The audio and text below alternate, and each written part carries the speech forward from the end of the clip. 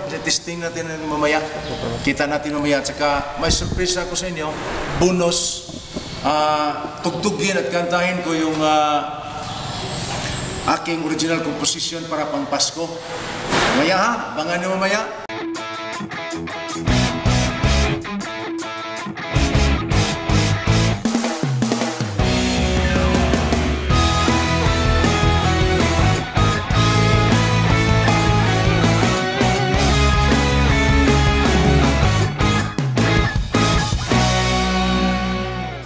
Hey guys, welcome back to my channel, Manolito Lagido. Gawin natin ngayong video ay isang pag-unbox nitong bagong portable grand piano Yamaha GX 530.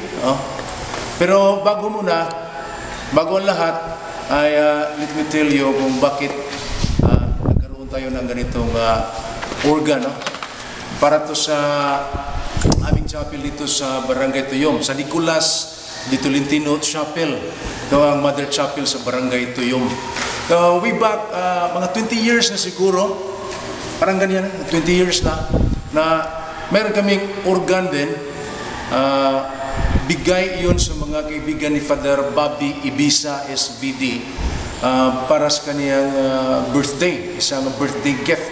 Yung mga kaibigan na yon, sila din nagbigay nito, pero hindi na birthday gift, kundi isa ng Christmas gift para kay Father Bobby at saka para na rin sa lahat ng taga Tuyom at mga para sa mga lahat na magtotoo nga Tuyumanon, kasi gamitin ito sa chapel namin sa Nicolas Tolentino Chapel.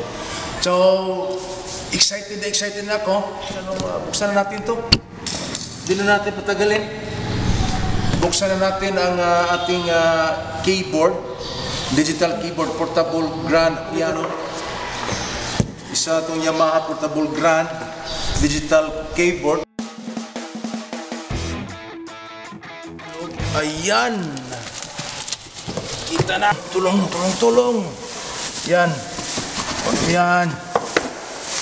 Oops! Nandahan lang. Tama, magalos. Bago pa ito. Tuyukin natin. Yan. Hindi ko pa rin alam kung mga settings nito. Testing natin mamaya. Kita natin mamaya. At saka may surprise ako sa inyo. Bonus. Tugtugin at kantahin ko yung aking original composition para pang Pasko. Mamaya ha. Abangan nyo mamaya.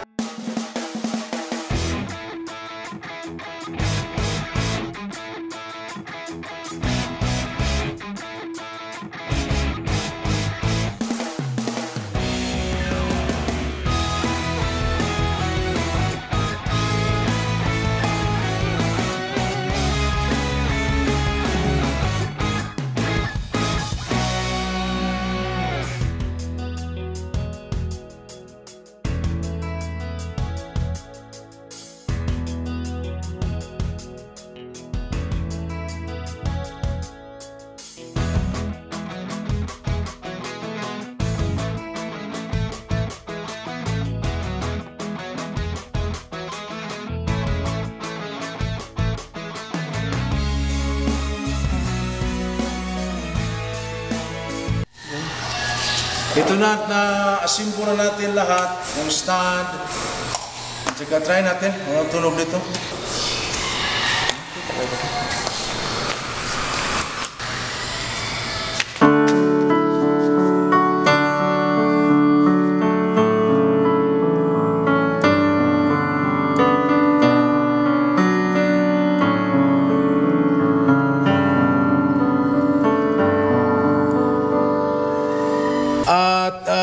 Dahil may sabi ko kanina na may bonus tayo nito, tugtugin ko itong original composition ko para pamasko. Handog ko sa inyong lahat. Title pala nito ay Natao Na ang Manunubos-ta.